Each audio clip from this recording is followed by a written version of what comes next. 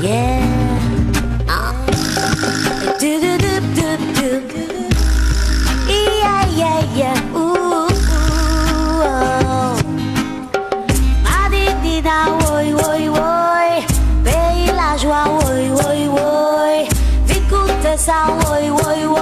Ladies in action en Kaila. Yeah.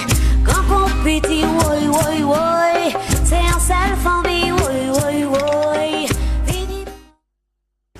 Bonjour, bienvenue dans C'est à nous, mais c'est pas pour ça qu'a fait. Alors bonsoir à tous les téléspectateurs de la Guadeloupe, de la Guyane, de la Martinique, du Luxembourg, de la Belgique. Ah oui, hein, on est jusque là au Canada.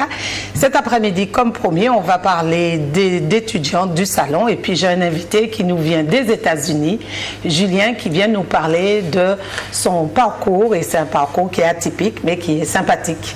Bonsoir Julien. Bonsoir Guylaine. Ça va? Ça va, et vous? Alors Julien, dis-nous d'où tu viens, ce que tu fais, qui tu es, ton numéro de téléphone portable pour les filles. Alors écoutez, je suis d'ici, je suis né ici et j'ai Pourquoi grandi... pas les créoles? Mais si. Et j'ai grandi ici et j'ai eu un parcours chaotique. Chaotique? Au lycée, chaotique, oui, comme, je suppose comme beaucoup d'élèves, je ne savais pas quoi faire. Quand j'étais au lycée, même au collège d'ailleurs, j'ai redoublé ma 3e, j'étais toujours sur la ligne. Et puis j'ai une bonne anecdote aussi qui est que une fois que j'étais en première, je suis passé en terminale S en appel. Mais une fois en terminale S, j'ai tellement plongé qu'au final, je me suis dit, bon, écoute, Julien, on finit au premier trimestre et on retombe en première. Je suis retourné en première ES au 2e trimestre pour continuer cette scolarité. Et j'ai continué jusqu'au bac où j'ai quand même beaucoup galéré. Le bac, je l'ai eu, au rattrapage. Je l'ai eu au rattrapage. J'aime bien, au rattrapage. Et même après le bac, je savais toujours pas quoi faire. Donc, ce que j'ai décidé à un moment, c'était bon. Peut-être, je suis pas prêt pour le système français. J'ai envie de faire une pause, d'aller apprendre l'anglais. Donc, je suis parti aux États-Unis, d'abord à New York, apprendre l'anglais pendant 8 mois. Et puis pause. On va revenir. Suspense. D'accord. Donc, merci Julien. À côté de Julien, chanteur Marie-Claude. Bonjour Marie-Claude. Marie-Claude chanteur. Marie-Claude chanteur, oui, c'est le prénom d'abord. Bonjour. Alors Marie-Claude, toi tu viens parce que tu fais partie des personnes qui organisent le salon du lycéen. Alors, je fais partie d'une structure qui s'appelle la GEFMA, qui était partenaire de l'organisation de la manifestation. D'accord. Alors la GEFMA, c'est quoi? Alors, la GEFMA, le A, c'est Association de gestion de l'environnement de la formation en Martinique. D'accord. Donc, c'est considéré comme un satellite de la région. Et la région a organisé donc ce salon du lycéen et de la jeunesse. C'est le premier salon du lycéen et de la jeunesse. Le premier? Oui, avant, les années précédentes, c'était un salon du lycéen. D'accord, voilà. Juste, ouais. D'accord. Ouais. Alors donc, mais c'est quand même, c'est le combienième salon avant que ça s'appelle. Il y en a eu une bonne dizaine. Ah oui. Et tu faisais partie de ces 10 dernières années? Tu étais ou c'est la première fois que tu C'est la première fois. Parce que justement, c'est l'ouverture à un public plus large qui a fait que on s'est vraiment impliqué dans la démarche d'accompagnement et d'organisation de la manifestation. Et quand tu dis jeunesse, c'est parce que c'est à partir de la 3e, c'est-à-dire qu'avant c'était le lycéen, c'est ça? Le salon du lycéen, et là vous vous êtes rendu compte qu'il fallait... vraiment vers les jeunes qui passaient le bac, et qui envisageaient des études supérieures, donc l'orientation, le choix des études.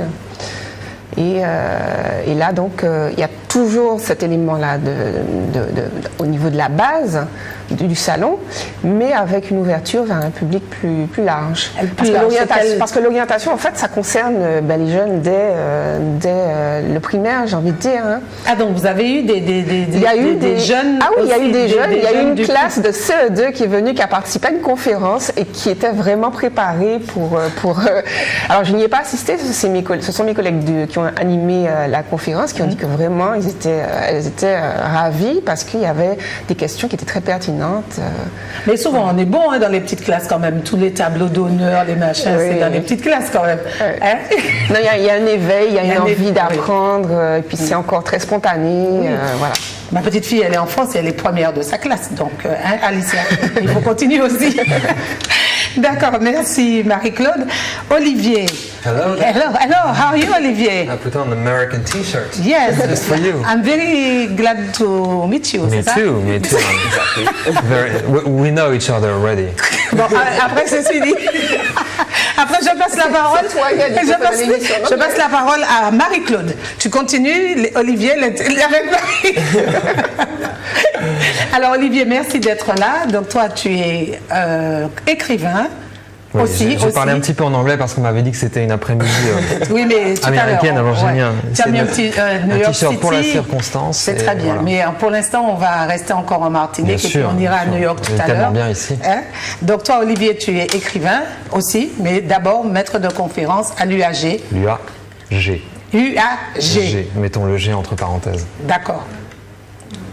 Et donc toi, cet après-midi, alors qu'est-ce que ça t'a évoqué quand Julien, il a dit j'ai eu une scolarité chaotique. Ça a aiguisé ma curiosité, j'attends d'en savoir un peu plus maintenant. Ouais. Mais d'habitude, toi, quand tu reçois les jeunes, tu les reçois après le bac à l'université. Oui, c'est vrai, oui, bien sûr. Donc tu arrives, ceux qui ne savent pas vraiment qu'ils sont là, mais ils ne savent pas pourquoi ils sont là. Toi, tu fais de la littérature comparée. Donc, littérature britannique, mais enfin bon, ça, avec la professionnalisation de l'université, on est amené à enseigner des cours qui apparaissent comme étant directement utiles et un peu plus rentables sur le marché du travail. Donc je conserve quelques cours de littérature, assez rares néanmoins, et puis j'enseigne la langue aussi, voilà, l'anglais donc, et d'autres matières. Bien, alors Olivier, toi tu vas aussi être avec nous. Mais ce que je veux dire, effectivement, je trouve que 20 ans c'est l'âge idéal pour partir tenter sa chance aux États-Unis, puisque c'est un âge auquel il me semble qu'on idéalise encore les États-Unis, et voilà, c'est l'âge de tous les possibles. Donc, Julien va nous raconter et puis ça. Quand on rentre, quand on revient au pays, on se sent augmenté, on se sent enrichi d'une expérience. Mais c'est surtout aussi la désillusion, c'est quand tu pars, que tu es majeur en France et puis que tu arrives aux États-Unis et tu es mineur. Là, il doit être quand même. J'ai vécu ça. Ça doit être un choc quand même. J'ai vécu ça aussi dans un contexte différent. Je suis parti aux États-Unis quand j'avais en 95 pour une période assez longue, et de nouveau en 97. Pendant cette période-là, en 1997, j'étais en Floride, à Fort Lauderdale. Yes, Fort Lauderdale, moi je dis pas 60 km au nord de Miami. Ouais. J'ai eu un accident de voiture. Non, pardon, c'était en 95. J'ai eu un accident de voiture, donc j'avais pas la majorité américaine. Et on a trafiqué la contravention. On a modifié en fait. On pouvait plus facilement trafiquer la contravention que trafiquer une carte d'identité. C'était pas possible. Et donc, quand il s'agissait de rentrer dans une boîte, les moins de 18 ans les moins de 21 ans, pardon, étaient interdits en raison de la consommation d'alcool. Ouais. Eh bien, je montrais ma contravention à l'entrée, je baratinais un petit peu, et puis comme ça, je pouvais rentrer. Tu vois, il y a toujours. Et toi, tu as trafiqué quoi pour Une fake ID. C'est une fausse carte d'identité que ça se paye 15 $, 20 $. Et ça, c'est plus dangereux juridiquement parlant. Ah, juridiquement, oui, c'est sûr que tu vas pas la montrer à un policier. Mais une boîte de nuit, on t'embête pas, on te rejette. J'ai déjà été rejeté, puisque souvent ils ont les scanners où ils voient que c'est une fausse et ils te disent ouais, te fous pas de moi et tu pars. Voilà. Tu pars. Ouais. Exactement. Et aux États-Unis, même, tu peux même pas faire des photos quand tu es pas majeur devant les bars. Hein. Même Ocean Drive, tous les bars chez Madonna, tout ça, devant, tu peux pas faire de photos. Avec mes filles, on a essayé, on nous a dit non, pas de mineurs. Ils étaient petits en plus, pas de mineurs devant les bars. J'étais pas au courant de ça. Ils avaient 10 ans, 12 ans quand même, vraiment petits. Alors, Daisy, how are you? Bonjour. Daisy, tu aurais pu faire un effort. Oui, je fais un effort. Bon, bonjour. Alors, Daisy, qui je suis? Daisy Vaillant. Oui. Je vis en métropole. Et tu vis où? En métropole. C'est où la métropole? C'est pas Miami, Fort Lauderdale, Martinique. Oui, parce que si on dit France, on va nous dire mais la Martinique c'est la France. Donc en fait, on est obligé de. Nous, on est américains. Tu as bien vu New York, on est est dans les États-Unis, on est Excusez-moi. américaine. Nous sommes des Français d'Amérique. Non, ben, en fait, voilà, moi je suis française de la France. D'accord. Voilà, et de l'Hexagone, en fait. Voilà, on va dire ça comme ça. Voilà, C'est mieux. Daisy, l'Hexagone. Voilà, c'est fait. C'est l'Hexagone. Ça y est. Et je suis ici pour représenter la MAJ, donc Martinique Ambition Jeune, qui est une association fondée par des jeunes pour accompagner les jeunes, on va dire jusqu'à 30 ans, dans leur mobilité sur la métropole. Sur l'Hexagone, excusez-moi. Voilà. Très bien, Daisy. Tu voulais lui dire quelque chose? Bon, pas tout de suite. Pas tout de suite. Bon, alors moi, je vais remercier mes sponsors, remercier... Ah oui, parce que... Lydie. Très bien coiffé. Ah, merci. Très bien maquillé. Les chèques ont été distribués avant. Les chèques ont été les pizzas, les chèques. Je remercie Ariane pour mon maquillage et je remercie toute l'équipe de Marie-Josée, l'espace beauté Marie-Josée, Lydia pour ma coiffure parce que j'arrive, mais c'est un travail parce que j'arrive en fin de semaine. Nous ne sommes pas maquillés. Pas maquillés, rien. C'est pour faire le contraste. Ah, bien sûr. Alors je vais vous montrer derrière parce que c'est tout un art. D'accord? C'est du chignon. C'est des chignons travaillés avec des cheveux naturels parce que j'arrive avec un afro. Et c'est pour montrer qu'on peut garder ses cheveux naturels et être très bien coiffé. D'accord. Donc vous applaudissez quand même Marie-Josée, son équipe. Je veux la même coiffure. Tu veux la même? Bon, la prochaine fois. Et puis alors, j'ai des anniversaires à sauter. À Jean-Charles, mon cousin, qui ne me dit même pas bonjour quand il me rencontre au supermarché, mais joyeux anniversaire. Un coucou à Monique Norca, qui se reconnaîtra. Et puis aussi à Gisèle Alexandre et Micheline. Donc voilà, c'est fait. Et puis vous pouvez dire bonjour à qui vous voulez. Hein. À ta Bonjour maman, à ma famille, à ton mes amis papa, qui me reconnaîtront. Et voilà. à ta fiancée. Elle est aux États-Unis? Oui, ou mais je pense pas qu'elle pourra voir vos Zouk TV de là-bas. Donc, sur mon site internet. Puisqu'on est dans les anniversaires, Oui. C'est l'anniversaire de Jean-Claude Fondelot qui fait un gros travail qui entraîne des gardiens de but au niveau de la sélection de Martinique, des U15. Sélection de quoi? De Football? football. Et c'est son anniversaire. Donc, ben, joyeux anniversaire, Jean-Claude. Joyeux anniversaire, Jean-Claude. À qui veux-tu faire un coucou? À Strasbourg, on est regardé là-bas aussi. Eh ben, ou- je souhaiterais un bon anniversaire à Roland Sabra qui anime la lettre qui dirige la lettre de Madine Inart. Oui, c'est son anniversaire. C'est son aujourd'hui. anniversaire aujourd'hui. Le 13 mars, oui. Et puis, ma foi, à une amie qui s'appelle Stéphanie, qui a l'anniversaire le même jour. Bon, ben Roland, gros bisous, joyeux anniversaire, et puis on t'attend, on doit faire une émission ensemble. Alors Daisy, toi aussi, hein? Ben, moi, en fait, je vais souhaiter un bonjour à faire un petit coucou à ma maman, tout ça, et à la MAJ, Martinique Ambition Jeune, Paris, Martinique, coucou, je suis là. Et surtout souhaiter un joyeux anniversaire à Soso. C'est la fille d'une des bénévoles qui a fêté ses 1 an aujourd'hui. Un donc, an. tout à fait. Joyeux anniversaire, Soléane. Voilà. Bon, eh bien voilà, c'est fait le tour des anniversaires, donc on continue à travailler. Alors, Julien, donc à quel moment, est-ce que tu as été au salon du lycéen? Est-ce qu'avant de partir, J'y tu as suis fait allé. tous ces salons, la mage, tout ça? Ça n'existait pas, c'est juste pour l'embêter. J'avais juste fait le salon du lycéen, du coup c'était à Dillon. Et c'était quand j'étais à l'IME, peut-être en première, il me semble. Et j'ai des vagues souvenirs où j'avais marché dans les stands, mais encore, j'étais pas trop intéressé. L'école ne m'intéressait pas, franchement, à cette époque-là. J'étais pas le rebelle, mais je n'avais pas envie d'étudier. Toi, tu aimais la planche à voile, plonger, nager. Non, même pas. Le théâtre, les Avec livres. amis, c'est tout. Et du coup, bah ouais, il a fallu que je parte, que je change de paysage un peu pour pouvoir me rendre compte que. Et est-ce que ce j'avais sont un tes potentiel. parents qui t'ont dit mais tu vas pas rester à ne rien faire, comme j'avais dit à mon fils, attends, tu vas pas aller Ah sur oui, le c'est pont, sûr, hein, parler avec les copains, puis tu fais rien. Ici, les gens vont travailler. Ah bah c'est sûr, ça c'était presque tous les jours. Julien, tu fais pas tes devoirs, Julien. Donc oui, au bout d'un moment, bah, j'avais dit bon allez, faut qu'on se reprenne. Et puis c'est là où je suis parti alors à New York. À New York, bon, c'était pour apprendre l'anglais, donc j'avais 19 ans à l'époque. Je passais sur mes 20 ans et comme on peut l'imaginer, quand on a 19 ans, on est aux États-Unis, on y va, on fait un peu la fête. Donc j'ai appris l'anglais, mais vraiment en faisant la fête un peu. C'est bien pour apprendre. Ah, très bien, très bien. Je veux dire, il y a des meilleurs moyens pour apprendre. Tu as mais- fait un TOEFL ou tu as Voilà. fait Et ça? donc à la fin, je suis resté 7 mois là-bas. Et à la base, je devais même pas faire de TOEFL, mais j'ai dit bon, je reste 7 mois, je vais pas en ressortir sans rien du tout. Donc j'ai fait, allez, on va faire le TOEFL. Donc je l'ai pris un mois avant de partir. Je l'ai eu et j'avais eu, il me semble, un score de 81. Sur 120 à l'époque. Et à l'époque, je n'avais pas forcément l'idée d'aller dans une université aux États-Unis. Et il faut savoir qu'avant, pour faire le visa pour aller aux États-Unis, il faut aller à Barbade, puisqu'on n'a pas d'ambassade des États-Unis ici. Donc la plus proche, c'est Barbade.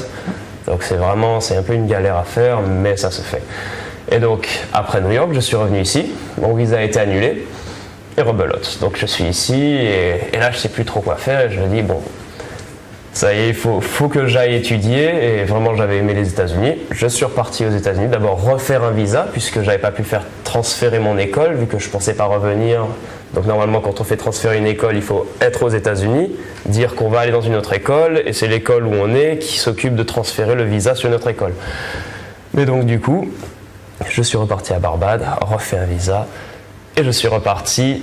D'abord, j'ai pris contact avec une organisation, d'ailleurs très bonne organisation. Tous les gens, les Martiniquais que j'ai rencontrés, j'en ai 2 dans la même école que moi, ils sont tous passés, même les Français sont passés par cette organisation qui s'appelle Calvin Thomas.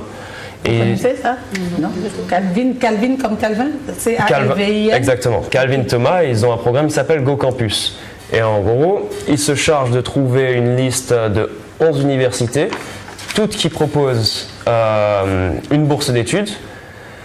Et en gros, après, on vous la propose, enfin, vous envoyez les bulletins scolaires, le bac. Et le tien n'était pas très bon, en plus. Non, il faut voir. C'était en français, il parle pas le français. Oui, justement, il se charge de la traduction. Traduire, en oui. plus. Et franchement, les commentaires sur mon bulletin, c'était pas top. Hein.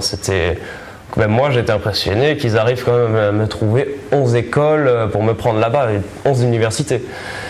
Et tu donc, veux voilà. rebondir par rapport à ça Je suis bien assis là. D'accord. Donc malgré les bulletins pas bons du tout, Voilà. 11 universités. Le bac au La question rattrapage. qui me venait à l'esprit, pourquoi ne pas avoir falsifié le... Non, là je donne de mauvaises idées. Ah, voilà, c'est. Non, mais c'est bien Peut-être qu'il pas n'ait pas tenté. falsifié, puis qu'il nous raconte comment il réussit Bien sûr, quand même. bien sûr. C'est ça. Mais après, c'est une fois qu'on arrive à l'université qu'on se rend compte que c'est pas forcément obligé de passer par cette organisation, même si c'est très bien quand on a aucun pied-à-terre là-bas, on a personne, on connaît pas l'organisation, le système. C'est très bien d'avoir une organisation comme ça qui fait tout pour vous, qui vous explique en même temps un peu les démarches. Et comme ça, là, on n'est pas perdu. Et c'était gratuit ou payant C'est payant. C'est payant. Très C'est cher. payant, c'est entre 1500 et 2000. Ah ouais, c'est cher quand même. C'est quand même cher, oui. Ouais. Mais il te trouve une avec école et une bourse. Obligé la bourse. Et la bourse, c'est de 60% en général. 60% du prix De l'école. l'école. Et pas des écoles qui varient des prix. Hein. Ça peut aller, les écoles entre. Je parle le prix global entre 10 000, enfin 5 000 jusqu'à peut-être 30 000 l'année. Et les bourses, ils donnent 60% hors de ça. Ah non, c'est pas donné. Non, mais là, je vais en revenir après, parce qu'il y a d'autres moyens de. Financé quand même. Justement, il y a d'autres moyens de financer par le conseil régional, le conseil général. Ce qu'ont fait mes 2 amis aux États-Unis, ils sont passés par eux et ils ont eu une aide, franchement, à 4 chiffres, qui est quand même très bien. Et donc voilà, une fois là-bas, on se rend compte en fait que c'est pas forcément obligé de passer par cette organisation, puisque la majorité des universités donnent automatiquement une bourse aux étudiants étrangers parce que c'est une bourse interculturelle. Donc, une fois que vous avez mené votre culture dans l'université, ça leur apporte de la. Vous allez rajouter? Voilà. Et donc, pour ça, on vous donne une bourse. Donc, en gros, si vous avez un bon contact aux États-Unis et que vous voulez vous débrouiller vous-même, je suis sûr que c'est possible de trouver une université, d'avoir une bourse. Et en plus, si vous jouez bien au football, alors ça c'est là où j'ai été impressionné, c'est que moi-même j'avais fait. Américain ou le soccer? Non, soccer. Même football américain, n'importe quel sport. Là, on peut avoir même des bourses à 100% selon le niveau. Si on est bon au tennis, si on est bon dans n'importe quel sport, mais le football surtout. Ouais, et l'anecdote, c'est que moi j'ai fait 2 ans de football, j'ai jamais été super bon. Et une fois que j'étais là-bas, j'avais des amis qui étaient en bourse d'études pour athlétisme, donc le soccer, le football avec le ballon. Soccer avec le ballon. Et eux, vous regardez le niveau, j'ai vu des gens ici jouer bien mieux qu'eux. Et donc, ils pourraient facilement aller avoir une bourse pour ça. Quoi. Ils ont vraiment un niveau pas tip-top niveau soccer, mais ils donnent quand même la bourse pour ça. Et donc, il y a beaucoup d'opportunités, même tennis. Puis il y a tous les sports, hein, ça dépend de l'état où on va, mais... Mais il faut parler vachement bien l'anglais quand même pour être dans une université. C'est ça, il faut le TOEFL. Il faut uniquement le TOEFL, Ouais. ça suffit. Ça suffit. D'accord. Alors, qu'est-ce que c'était vraiment une université, university, ou c'était college? Parce que ou c'était une école supérieure. C'était quoi la désignation? Bah, C'était la désignation précise, c'était quoi? C'est Upper Iowa University. Okay. C'est une université, mais souvent ils interchangent les termes. Exactement. Dans l'Iowa. D'accord. Dans l'Iowa, donc dans le Middle West, donc milieu ouest, à côté de Chicago, à gauche de Chicago.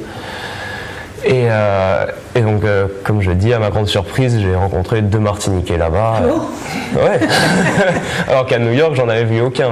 Bon, bien sûr, dans la ville même, il y en avait beaucoup, mais là où j'étais, j'en avais vu aucun. Et eux, ils avaient eu le même parcours que toi ou... Il y en a un, il était en train de faire un BEP, il me semble, commerce, en Martinique. Et il avait fait les 2 ans et après il avait décidé, enfin c'était son rêve d'aller aux États-Unis. Donc le temps de faire les démarches avec le conseil régional, le conseil général, il a attendu, il a eu les aides et il a pu partir. D'accord. Et alors, donc toi, tu es resté combien d'années dans cette université? Alors, comment ça se passe les études? Donc c'est ça aussi le grand avantage aux États-Unis, c'est que vous faites votre parcours. C'est-à-dire qu'on ne vous demande pas un temps précis d'études, on vous demande des crédits. Donc, c'est-à-dire vous devez faire 120 crédits pour avoir le bachelor, c'est-à-dire l'équivalent de la licence. Un élève normal, il le fait en 4 ans, c'est-à-dire 30 crédits par an. Mais si on charge tout son emploi du temps de cours, etc., comme moi, je l'ai fait en 3 ans. Donc en 3 ans, j'avais le bachelor et j'étais prêt à faire. Il n'y a rien dans l'Ohio, il n'y a pas de sortie, il n'y a rien là-bas pour s'amuser. C'est assez paumé. C'est un peu paumé, oui. Mais il y a des très riches sur les campus américains. Voilà, c'est ça l'avantage, c'est qu'on vous donne des vélos, on vous donne ce que vous voulez, des skateboards, vous avez tous les sports possibles et tout est gratuit. Une fois que vous êtes dedans, vous faites partie d'une culture qui est la culture de l'université. Et donc, je trouve que c'est un très grand avantage avec le système américain, c'est qu'ils sont très très focus sur votre parcours. Vous avez un advisor, c'est-à-dire la personne qui vous suit, qui vous conseille, qui vous ajoute vos classes, etc. Et grâce à lui, vous n'êtes pas perdu. Vous voyez, si moi mon parcours ce dont je parle souvent, c'est que je suis allé en commerce international. D'accord. Et donc, quand on fait commerce international, c'est sa major. Donc vous devez faire peut-être 80 crédits, on va dire, ou 60 crédits en commerce international, et le reste, ce sont, on va dire, des cours généraux. C'est-à-dire vous devez faire 2 classes de maths, etc. Et à côté, il y a ce qu'on appelle les électives, c'est-à-dire des classes qu'on peut prendre juste pour avoir des crédits pour compléter les 120. Et dans ces classes-là, j'ai pris une classe de psychologie et je suis tombé amoureux de la psychologie. Et donc là, maintenant, moi, mon projet, c'est qu'après ça, j'ai pris une minor en psychologie, donc major commerce international. Minor, c'est comme une petite spécialisation psychologie. Et du coup, ça m'a donné envie de faire psychologie d'entreprise, qui est plus orientée psychologie, c'est un peu ressources humaines, mais plus en prévention, au lieu de réagir au conflit. Tu auras du boulot ici, hein? Il y a une grève qui se prépare là, bientôt, qu'on n'entend pas trop parler, vous avez vu? Non, pas EDF, avec le conflit avec la personne qui a été licenciée sur Comment vous n'êtes pas au courant? Il y a un conflit avec la fourrière. La fourrière. Ah oui. Et ça, ce truc-là, c'est une espèce de cocotte minute. Hein. Oui, apparemment, ils ont voulu forcer hier. Oui, c'est une cocotte minute. Et ils n'en parlent pas, ils ne communiquent pas parce qu'ils ne savent pas comment communiquer là-dessus. Donc, tu vois, peut-être que... Peut-être s'orienter vers les grévistes. Pourquoi pas. Vas-y, attends, vas-y. La question, en fait, c'était de savoir où tu en es de ton parcours. Donc là, pour l'instant, j'ai arrêté. Donc, en décembre, j'ai eu mon bachelor. Mais et en août, là, qui arrive, je repars pour faire un master. Là-bas? Oui. Dans je repars là-bas, oui. Non, pas dans l'Iowa. J'ai demandé à 4 universités différentes. Une qui est dans le Minnesota, qui est au-dessus de l'Iowa. Une qui est... Ah oui. C'est l'État le plus froid. Je suis attiré par ça, je sais pas pourquoi. Et à gauche, Washington, Oregon, et j'avais fait Maryland. Une des 4 m'a accepté, une des 4 m'a refusé. Et j'ai quand même fait une ou deux demandes en Angleterre, au cas où. D'accord. au cas où ça passe pas. Mais du coup, j'en ai une qui m'a accepté, donc tout devrait être OK. Bravo, ben c'est bien quand même. Hein. Merci. C'est bien, c'est très très bien. Olivier. Julien, Voilà. N'aurait pas de difficulté à faire valider son bachelor dans le système français puisque nous avons maintenant le même système de crédit puisque l'université française s'est harmonisée suite à la réforme LMD, s'est harmonisée au plan européen et au plan mondial puisque la plupart des universités ont adopté le système de crédit avec 3 niveaux de diplôme. Alors explique-nous le problème, je ne comprends pas trop, c'est quoi le principe du crédit pour valider un diplôme. Déjà, avant dans le système français, il y avait plus de diplômes qu'il n'y en a actuellement. C'est-à-dire qu'au bout de 2 ans, on pouvait obtenir ce qu'on appelle un DUG. Oui. D'abord, on avait un bac et puis après, on avait un DUG. Le bac est considéré comme le premier diplôme universitaire. C'est la raison pour laquelle le président du bac est toujours un universitaire. D'accord. Ensuite, on pouvait valider, au bout de 2 ans, on validait un DUG, 3 ans la licence, 4 ans une maîtrise, et 5 ans, soit le DESS, soit le DEA. Le DESS, c'est l'équivalent de l'actuel master. C'est un diplôme qui s'oriente davantage, qui est davantage professionnalisé. Et le DEA, c'était le diplôme d'études approfondies, donc qui prépare à la recherche et qui incluait un projet doctoral. Généralement, le DEA était nécessaire pour ensuite faire une thèse. Donc il y avait différentes strates. Aujourd'hui, il n'y en a plus que 3, comme dans le système américain, comme dans toutes les universités européennes. La licence, bac plus 3, le master, bac plus 5, le doctorat, bac plus 8. Et effectivement, pour valider chacun de ces diplômes, il faut accumuler un certain nombre de crédits. Alors le crédit, c'est quoi? C'est des cours voilà. Chaque matière donne lieu à un examen, une validation qui correspond à un nombre de crédits prédéfinis à l'avance dans une maquette. Vous savez que les universités ont généralement des contrats quinquennaux, c'est-à-dire qu'elles préparent une maquette qui est en place pendant 5 ans. 4 ans, maintenant c'est plutôt 5, puisque les présidents d'université sont élus pour 5 ans. Les mandats électifs doyens présidents d'université sont de 5 ans. Les maquettes maintenant donc ont une validité quinquennale. On prépare des cours qui ont lieu, qui ont lieu pendant 5 années. Et ensuite on renouvelle la maquette. C'est ce qui se passe actuellement à la future Université des Antilles, anciennement Université des Antilles-Guyane. La loi n'a pas encore été promulguée, donc officiellement l'appellation n'est, semble-t-il, pas encore attestée. L'université donc de Martinique prépare la nouvelle maquette qui entrera normalement en vigueur au 1er septembre 2015 pour 5 années. D'accord. Donc avec des nouveaux cours. Donc chaque cours correspond à un crédit et l'étudiant choisit sa matière principale, sa discipline principale, sa spécialité qu'on appelle la majeure, et s'additionne à cette spécialité des cours qui ont une importance moindre. Ce sont généralement des choix restreints. Il choisit parmi une liste d'options qui sont proposées. Et évidemment, lorsqu'il valide ces unités d'enseignement, il gagne des crédits, mais qui sont moins importants que les crédits qu'il engrange dans le cadre de sa majeure, de sa spécialité. Okay, voilà. D'accord. Et donc aujourd'hui, pour Julien qui a étudié aux États-Unis, il peut faire une équivalence sans passer de diplôme, sans rien. C'est beaucoup plus simple aujourd'hui. D'accord. Et au Canada aussi? Oui. D'accord. C'est le plus proche système, le Canada des États-Unis. Avec l'Angleterre. Non, je disais le Canada aussi pour nous. Ici, en Martinique, c'est pareil. OK. Il y a une différence encore. Alors, il demeure des différences, parce qu'on a une tradition quand même dans l'université française qui est très longue et ancienne.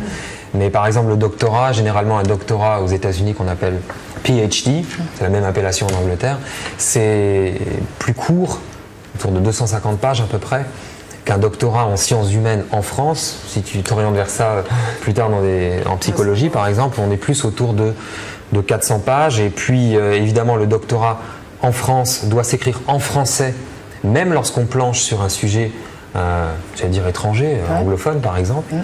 Moi j'avais fait à l'époque un doctorat en littérature irlandaise et j'ai dû l'écrire en français.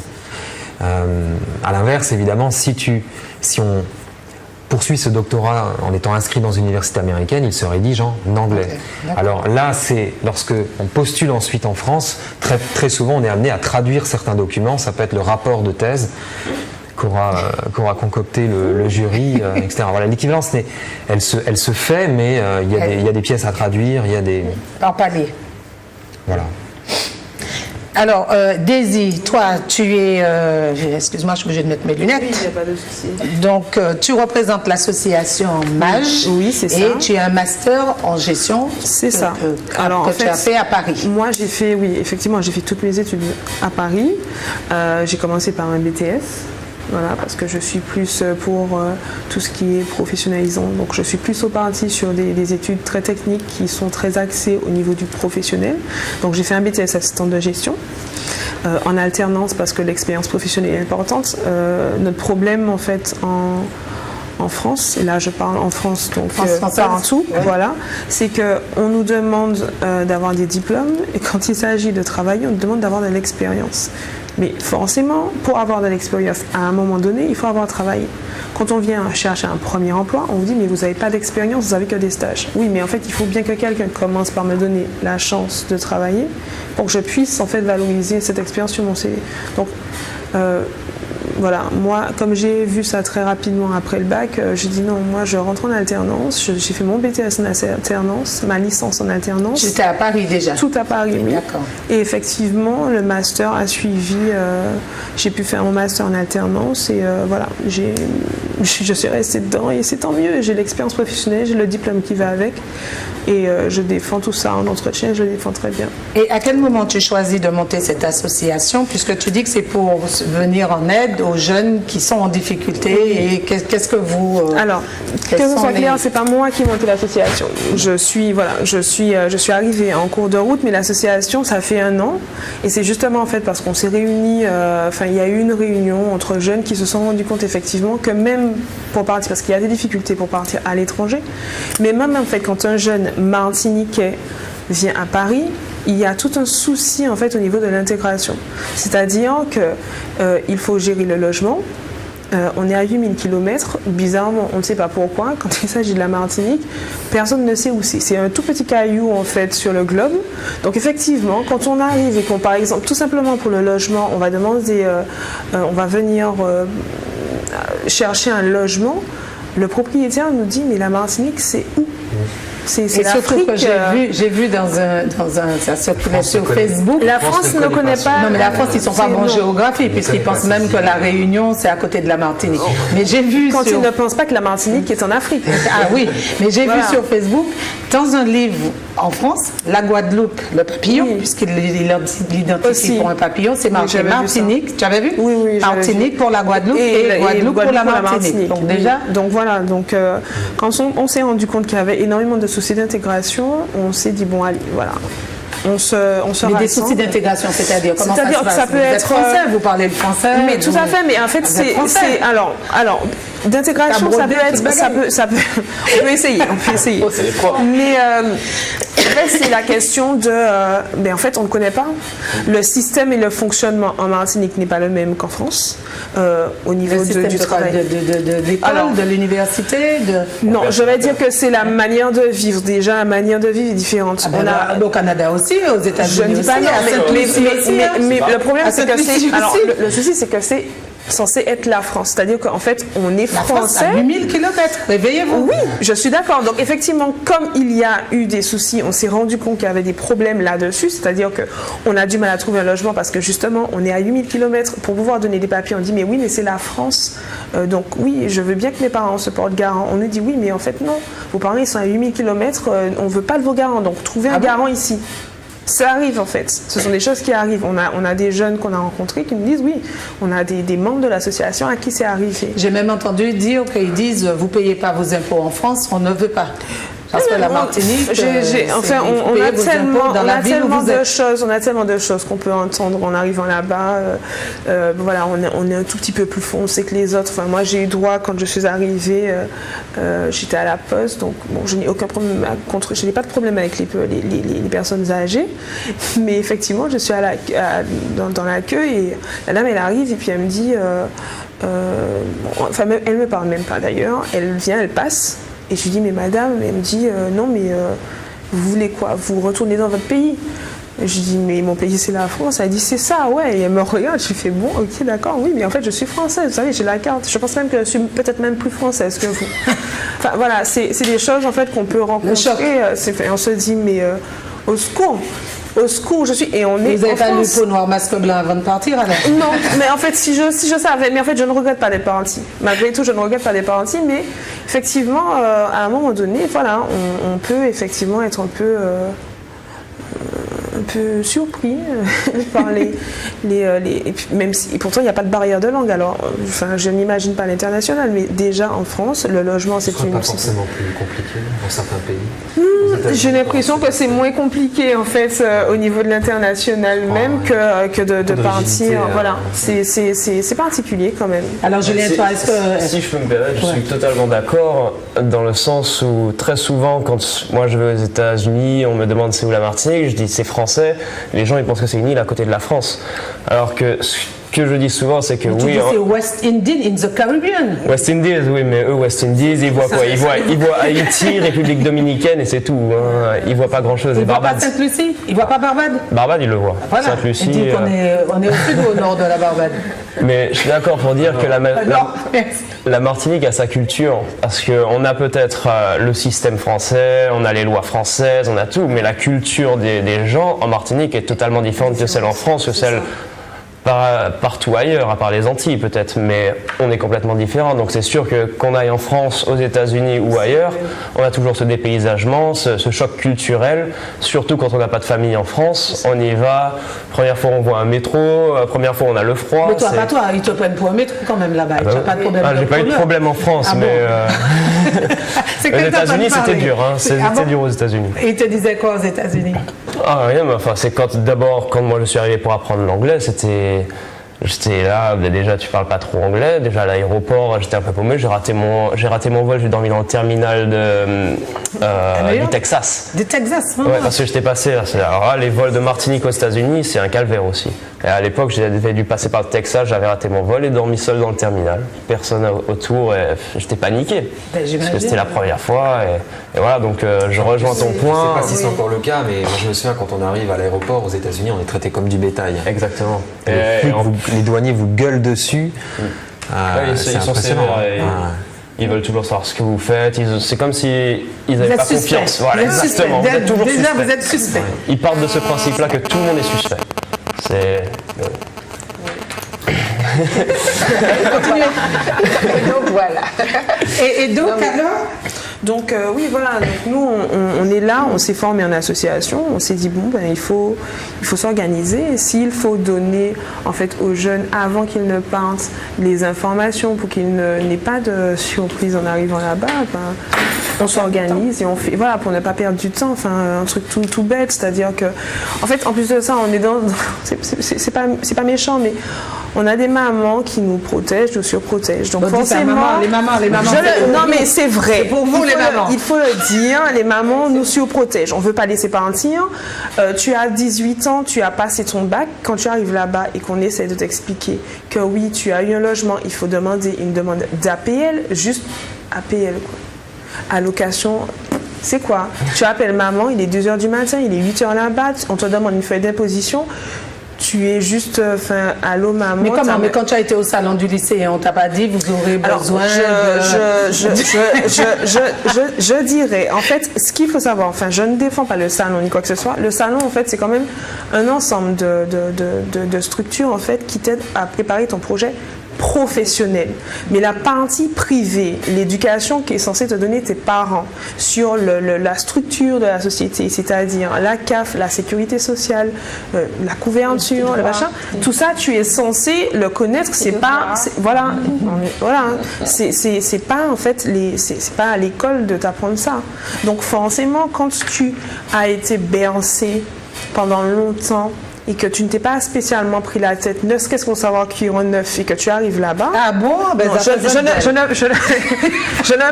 ne parle pas pour moi, mais on a des cas, pour beaucoup, tu arrives, tu sais faire cuire des pâtés, des saucisses, tu vas manger des pâtés, des saucisses pendant 1 an.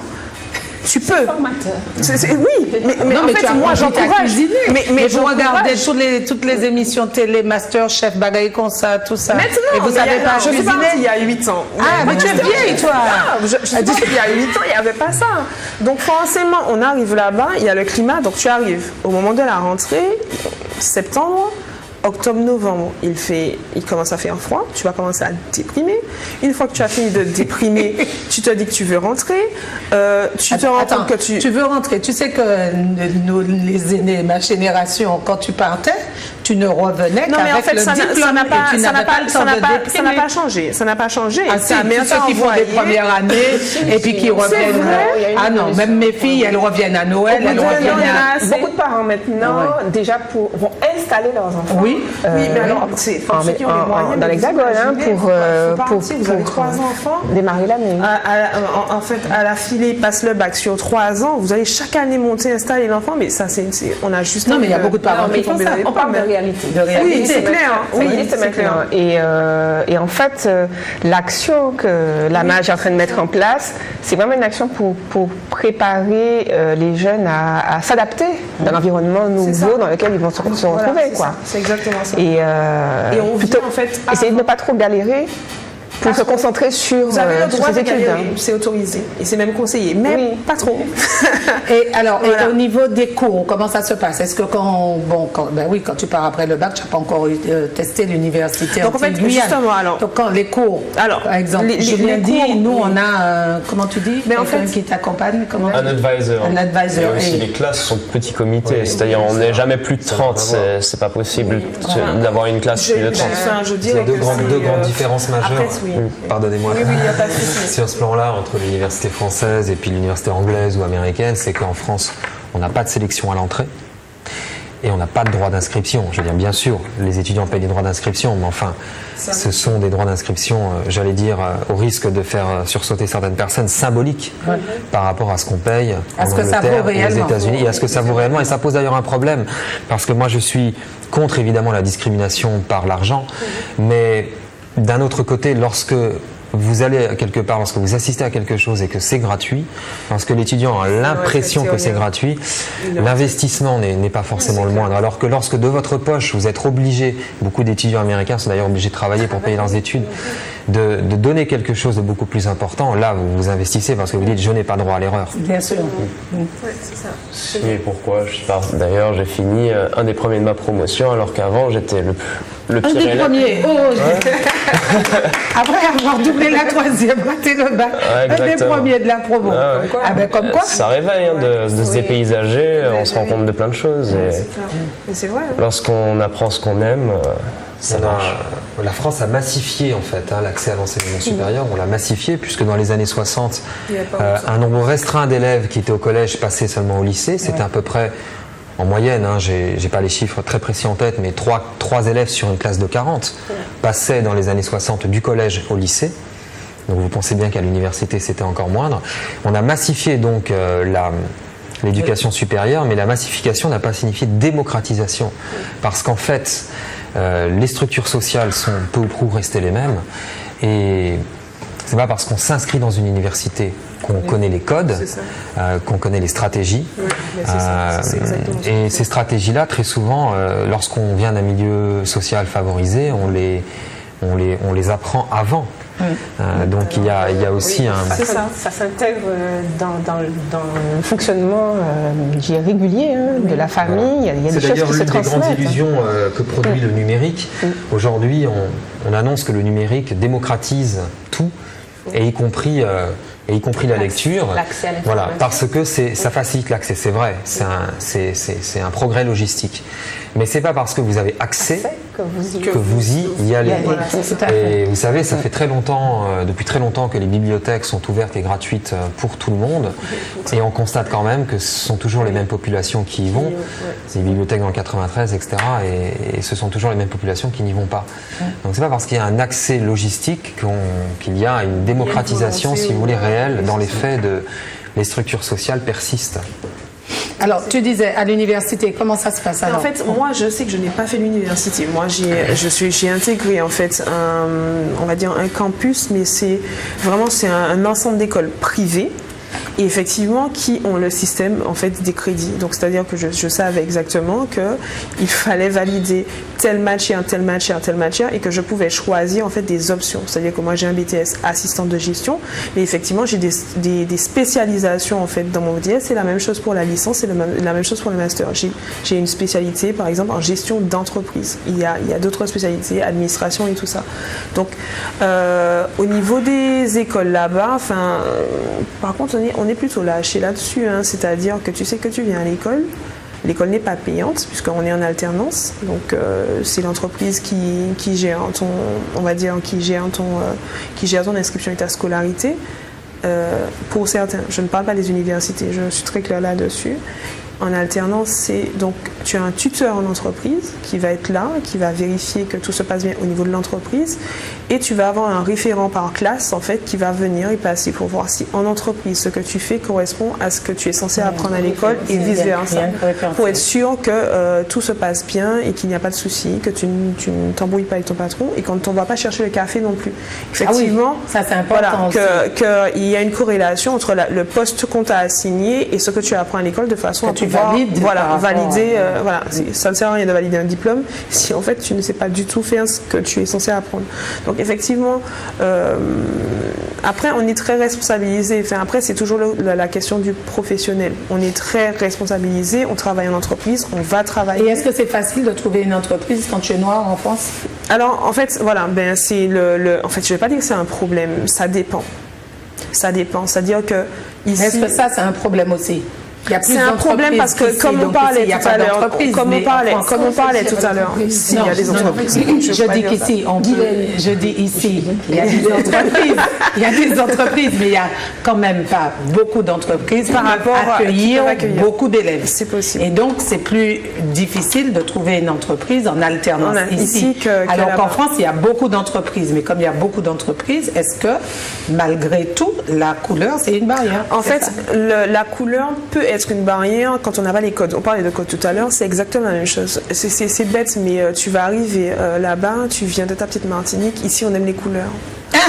Mais c'est vrai, La discrimination dont on parle peu, c'est, me semble-t-il, la discrimination linguistique.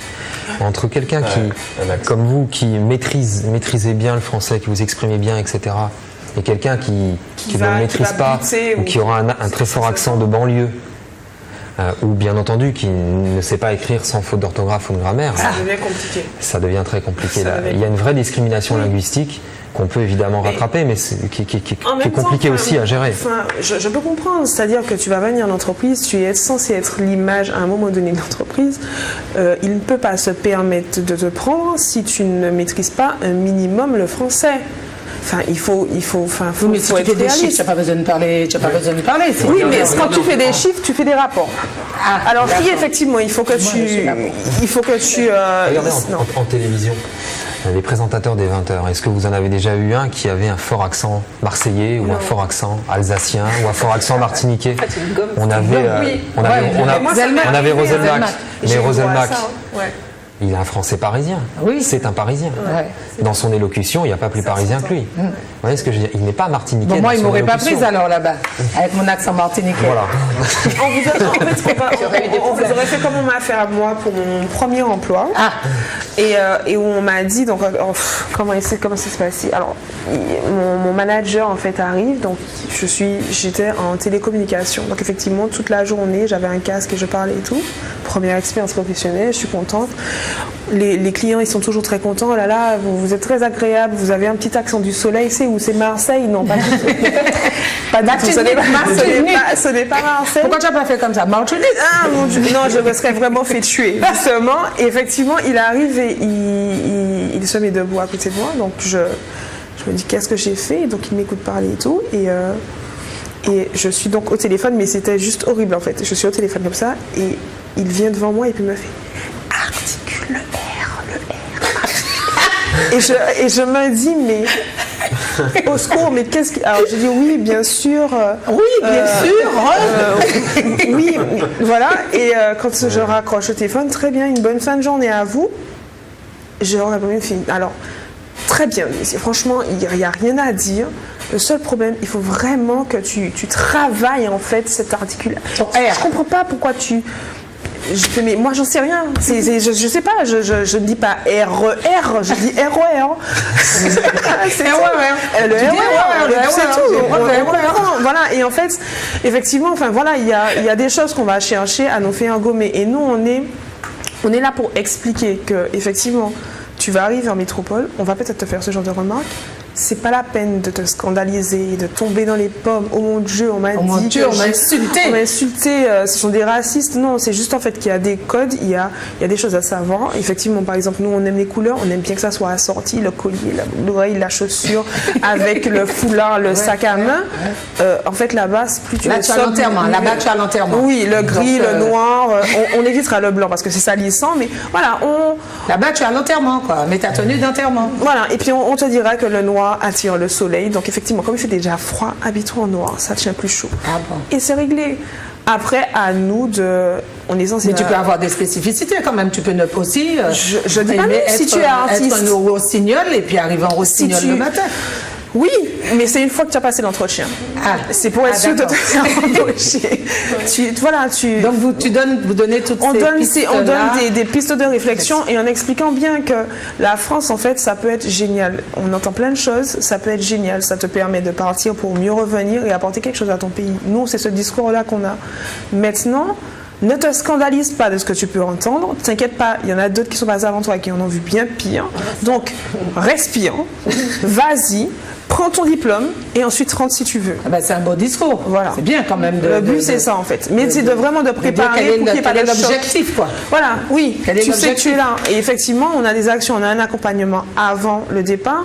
Ensuite, on a un réseau de parrainage qu'on met en place. Donc, ce sont des jeunes qui ont décidé de rester et qui veulent bien donner un peu de leur temps pour écouter quelqu'un babiller au téléphone. Oui, tu te rends compte, on m'a dit ça, on m'a fait ça. Et que cette personne soit accompagnée par un jeune qui va exactement comprendre ce qu'il a vécu. Il va lui dire, mais tu sais pourquoi tu es là. Alors, tu te calmes, on comprend, vas-y, attrape ton diplôme et puis si tu veux, tu vas rentrer. Mais après avoir eu ton diplôme, tu pars pas maintenant. On est là pour ça en fait. Et puis après, on a des actions sur le logement, mais c'est... Est-ce qu'il y a des structures qui favorisent l'accès au logement aux jeunes? En fait, je dirais oui. En Martinique, oui, on a le CLAGE. Non, en France. Mais le CLAGE, voilà, d'accompagnement. Effectivement. Justement, en fait, sur le sein de lycéen, donc nous, on est arrivés très motivés pour faire des ateliers d'accompagnement et tout en disant oui, c'est ce qui manque en Martinique.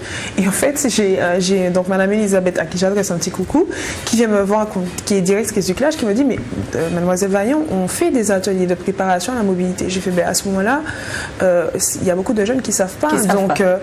Les gens, allez au CLAGE. Il y a des ateliers de préparation à la mobilité qu'ils font. Nous, effectivement, on est en train de négocier un partenariat avec le CLAGE là-dessus, de façon à ce qu'on puisse nous apporter la partie témoignage, en fait, à des choses très théoriques qu'ils donnent en fait. Tout ce qui est budget, logement, ils vont te dire oui, quand tu visites un logement, il faut vérifier que tu as tes ressources par rapport à ce que tu dépenses. Que tu as une déclaration d'impôt. Ils vont te parler de tout ça, mais effectivement, tant que tu ne vois pas de quoi on te parle, ça reste très obscur. Donc effectivement, nous, on est en train de voir en fait dans quel cadre en fait nous on peut venir dans ces ateliers pour partager notre expérience pour que ça devienne plus palpable en fait. Et tu habites où? Créteil? Non, j'habite la Courneuve. Attends.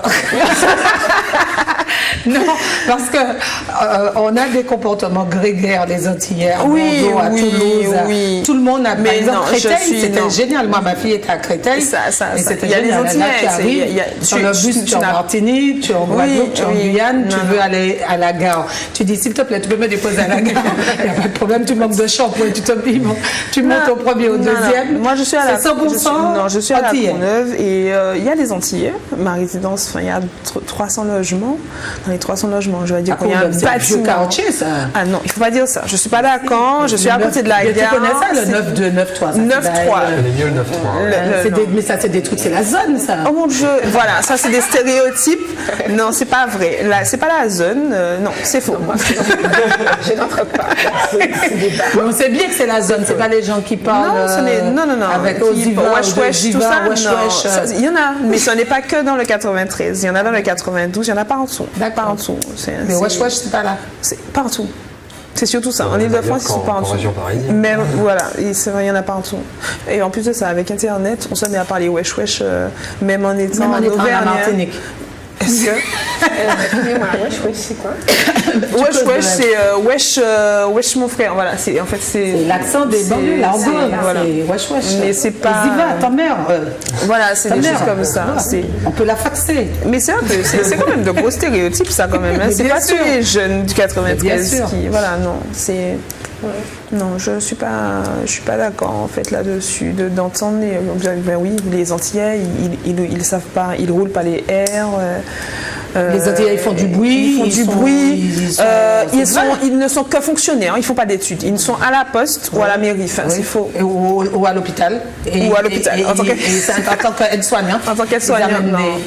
Donc c'est pas vrai. C'est faux.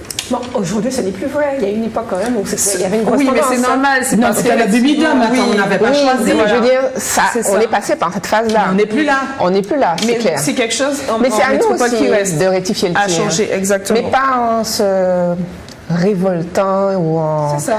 discuter avec les gens, échanger, C'est ça. montrer qu'on est plus haut que. On est loin de ça en fait. Effectivement, on ne sommes pas des sauvages qui agressent les gens au coutelas. Faux. Parce qu'il y a toutes ces images qui véhiculent. Il y a avec plein Internet, d'images, il y a plein ça. d'images. Enfin, je me rappelle quand j'étais à Paris au moment des grèves. Oh là là, mais mon Dieu, mais ils vont mettre la ville à feu et à sang. J'ai fait non, pas du tout, c'est une grève. C'est juste une grève. On se calme, tout va bien. Oh là là, et ta mère, elle est en sûreté? Oui. De la 2009. On a montré tellement de sauvages dans la télé. Oui, tout va bien. Et effectivement, c'est des stéréotypes en fait qu'on fait passer. Et si nous là-bas, on n'est pas ambassadeur, en fait, quel que soit l'endroit, on n'est pas ambassadeur de ce qu'on est en tant que Martiniquais. De la culture, comme dit Julien, voilà, c'est c'est de pas la la culture. peine. Hein. Vraiment. C'est voilà. Quand on sort de notre territoire, et déjà quand on y est, mais quand à fortiori quand on en sort, il faut vraiment être fier de ce qu'on est. Et puis il faut connaître sa culture aussi. Il faut savoir vrai. danser Oui. du belay, il faut savoir. Enfin, il n'y a pas d'obligation. Ah ben mais je veux oui, dire- il faut le Ah ben oui, Julien, il y a- qu'est-ce qu'on te demande quand tu es aux États-Unis en tant que Français? On te demande quoi? Souvent la nourriture. La nourriture. On me demande souvent ce qu'on mange ici. McDo. On va manger McDo. Attends, the French kiss, mais toi tu es créole, French, non c'est pas Créole créole kiss. kiss. Alors qu'est-ce que tu donnes? C'est qui ça au cabas, qui ça au cadio nous qu'a mangé ici à Julien? Ben, poisson. Poisson, boudin, mais ils savent pas trop quand tu dis Mais boudin.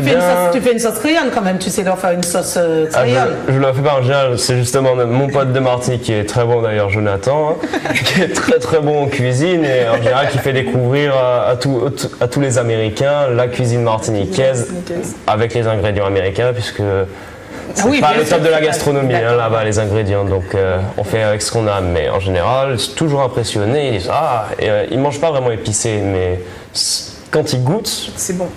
c'est bon. c'est bon. Ils sont impressionnés, ouais. Ils savent pas vraiment, déjà, comme je dis, la Martinique, j'ai dû peut-être rencontrer en 4 ans une personne qui connaissait la Martinique. Et depuis que tu es là, est-ce que tu as envoyé est-ce que tu es un ambassadeur, comme on dit, créateur c'est quoi, de paradis? Oui. Un faiseur de paradis. Est-ce que tu as été un faiseur de paradis? Bien sûr, en décembre, j'ai ma copine et 2 autres amis qui sont venus D'accord. des États-Unis, donc, et qui ont découvert la Martinique, bien sûr, pour eux c'était le paradis. Mais c'est le paradis. C'est le paradis, c'est sûr. Il n'y a pas d'autre mot. Hein. C'est ça. C'est d'ailleurs pour ça que c'est difficile d'y rester quand on étudie. Et d'y étudier, chronique. Exactement. Alors, est-ce que tu as une question? Est-ce que tu peux apporter une complémentarité de ce que dit en France? Toi, en tant que prof, tu es prof à Strasbourg, tu es prof à l'UAG. Non, j'appartiens à un groupe de recherche qui est à l'université de Haute-Alsace. Oui. Voilà, mais j'enseigne ici. Ici. Voilà. Et tu n'as pas enseigné en France avant d'enseigner Si, ici? bien sûr, Et bien quel sûr. comparatif que tu peux faire par rapport à ce que dit Daisy Sur l'intégration sur l'intégration des Antillais? C'est pas ma spécialité, ça. Je ne saurais pas. Mais tu les as côtoyés. En plus, comme tu comprends le créole, tu les vois, tu peux être... Il y en a, mais il y a peu d'Antillais à Strasbourg. Il y en a, bien entendu, mais... C'est vrai. Mais il fait trop froid, là. C'est pas leur destination de prédilection. Hein. C'est vrai que c'est plutôt la région parisienne. Il y a Paris, il y a Bordeaux, Lyon, Montpellier, Toulouse. Toulouse. Et pourtant, Lille. il y a un lien. Marseille et puis la Belgique, beaucoup. Il y a un lien maintenant. historique Oui, hein, quand même mais les entre, infirmières parlent beaucoup en Belgique. entre l'Alsace et la Martinique. Il y a un lien historique puisque Schellcher. l'université de Schellcher est jumelée avec Fessenheim, où, entre parenthèses, se trouve l'une des centrales les plus dangereuses du monde. Ben oui, bien sûr. L'Europe, la centrale nucléaire de Fessenheim, que M. Hollande avait promis de fermer et valider la fermeture en conseil interministériel. Je ferme la parenthèse. Et voilà, donc Victor Schœlcher était originaire du Haut-Rhin. Enfin, son père il était haut-rhinois par son père. Donc il y a un lien historique, il y a une association. Eux, ils savent où est la Martinique, là-bas. Il y a une association, il y a des élèves qui chaque année partent de Martinique, vont faire un tour en Alsace. Et l'inverse est vrai aussi. Enfin, il y a un échange scolaire. Et puis, il existe une association ici qui se charge aussi d'établir des liens culturels entre la Martinique et l'Alsace. Alors, est-ce qu'il y a un numéro de téléphone pour les gens qui nous écoutent, pour vous contacter, l'association, la MAGE, pardon. Martinique Ambition Jeune. Ben, en fait, oui, on a un numéro de téléphone, donc c'est un portable. Oui. Donc 06 96. Attends, je fais comme les gens. 06 96 44 44 99 67. 67. Voilà. Et à Paris? À Paris, alors j'ai pas le numéro, mais vous pouvez faire le 06 Oui. 58 Oui. 48 48 16 80. 80. Voilà, c'est sûr qu'il y a quelqu'un qui va répondre. D'accord. Voilà. Alors, on va accueillir pour la Martinique Startup Weekend Marc Lesdema qui va venir nous parler de ça. Vous savez ce que c'est la Startup Weekend? Non? Non? Ah bon? Heureusement que vous venez à Zouk TV alors. Donc, chante Marie-Claude, tu vas nous laisser. Est-ce que tu veux apporter une information avant de nous quitter, quelque chose? Oui, alors déjà, te remercie de m'avoir reçu. Oui, tu reviens quand tu veux avec d'autres informations, d'autres choses. Quand même, par rapport au salon du lycée et de la jeunesse, dire que ça a été vraiment un succès. C'était quand même une manifestation d'une grande ampleur. Ça ne s'était jamais fait avant. Dire qu'il y a eu quand même 36 700 visiteurs. Ah oui. Ah oui, oui. Et que les structures, les organisations, les associations qui souhaitent se positionner sur la prochaine édition, l'année prochaine, peuvent se... Vous contacter. Voilà, pour faire émettre leurs souhaits. Parce que nous sommes conscients, on a fait un bilan évidemment de la manifestation et on est conscient qu'il faut préparer ça vraiment en amont et afin que l'espace qui est dédié à la manifestation, c'était quand même 3200 mètres carrés, qu'il soit complètement utilisé et que les jeunes, leurs parents, amis, alliés puissent vraiment trouver une panoplie de services et une offre de services plus large. Vous allez inviter Julien l'année prochaine pour vous servir de lien. Il faut bien rejoindre la MAGE. Il n'y a pas de Julien, voilà. Julien, il faut rejoindre la MAGE. On veut bien, il n'y a pas de souci. Eh ben, vraiment, merci. Marie-Claude, merci beaucoup. Merci à toi. Et puis, un numéro de téléphone si... Alors, je travaille donc à la GEFMA. Donc, je suis responsable du service jeunesse. Oui. Je donne le numéro du standard, c'est le 71 11 02. 05 96 oui, 71 11 02. D'accord. Voilà. Ok. Eh ben, merci beaucoup Marie-Claude. Merci, à bientôt Julien, Olivier, désir se voir régulièrement. Voilà. Et puis on va mettre juste un clip, le temps d'un clip pour qu'on puisse faire les échanges de micros et on revient. Hey. I'm right in the front, you dig? Hey, when I give these keys, homeboy, don't move my car, man. Oh, baby, what's your name?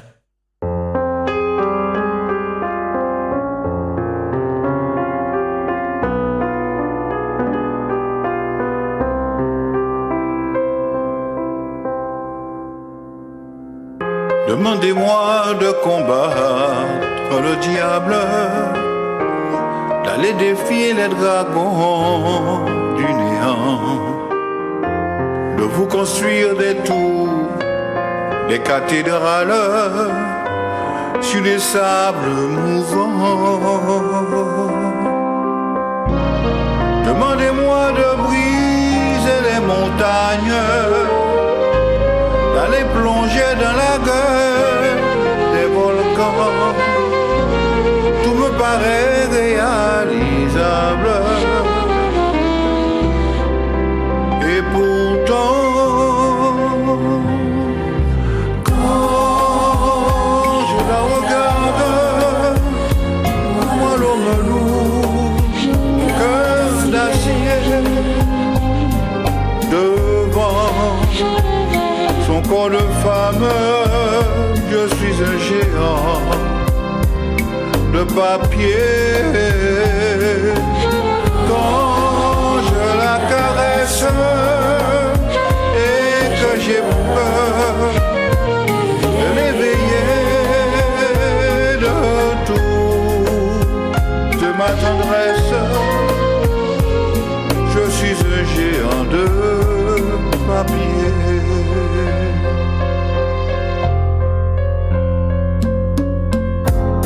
Demandez-moi de réduire en poussière cette planète où le Dieu se perdrait. Elle est pour moi comme une fourmilière qu'on écrase du pied. Demandez-moi de tuer la lumière et d'arrêter le soir le cours du temps.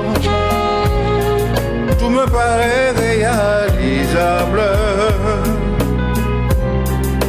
et pourtant quand je la regarde,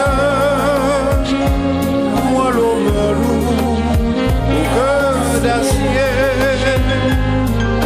devant son corps de femme, je suis un géant de papier. Quand je la caresse et que j'ai peur de l'éveiller de toute ma tendresse, je suis un géant de papier.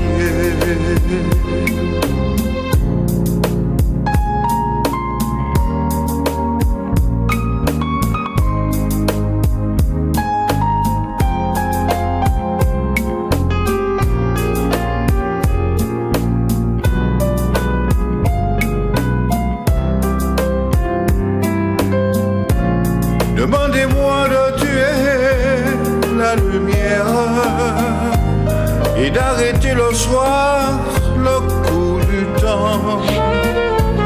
Tout me paraît réalisable et pourtant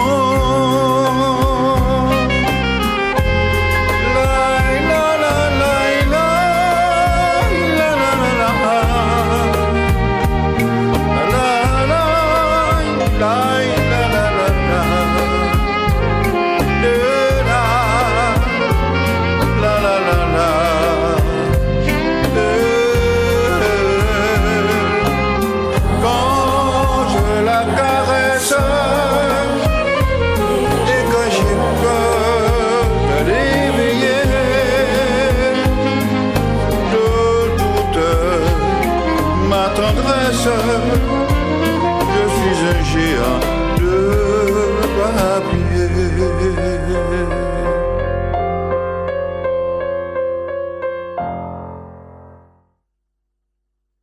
Alors nous voilà avec Marc Lesdema qui rend un hommage. Il a beaucoup apprécié le clip de Roland Toussaint. C'était ton coiffeur, mais tu n'as plus de cheveux aujourd'hui. Ben non, c'est pour ça. Voilà. C'est après, depuis que Roland t'a coupé les cheveux? Non, en fait, c'est parce que depuis que je n'ai plus de cheveux, Roland a pris sa retraite. Ah, d'accord. Et depuis, il est chanteur. Et depuis, il est chanteur. À succès. Alors, Marc, merci d'être là. Donc, Marc, tu viens nous parler de la Martinique Startup Weekend. Tout à fait. Alors, what's this? Parce qu'il y a 1, 2, 3... Moi, je sais, 4 qui ne savaient pas ce que la Martinique Startup Weekend. Alors c'est le Martinique. C'est le Martinique. Bon, déjà, ça commence bien, tu vois. Oui, déjà.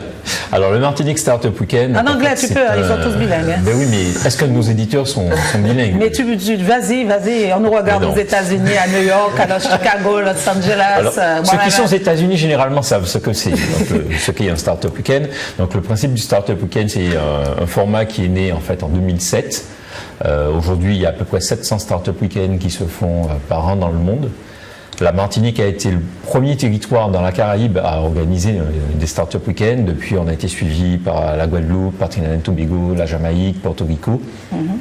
C'est un événement qui se passe sur 54 heures. On reçoit des porteurs de projets Ils viennent, ils pitchent leur idée, ils ont 60 secondes A pitch, pour ça. what is it, a pitch? Alors le pitch, donc en fait, on va dire qu'ils présentent leur idée sur 60 secondes.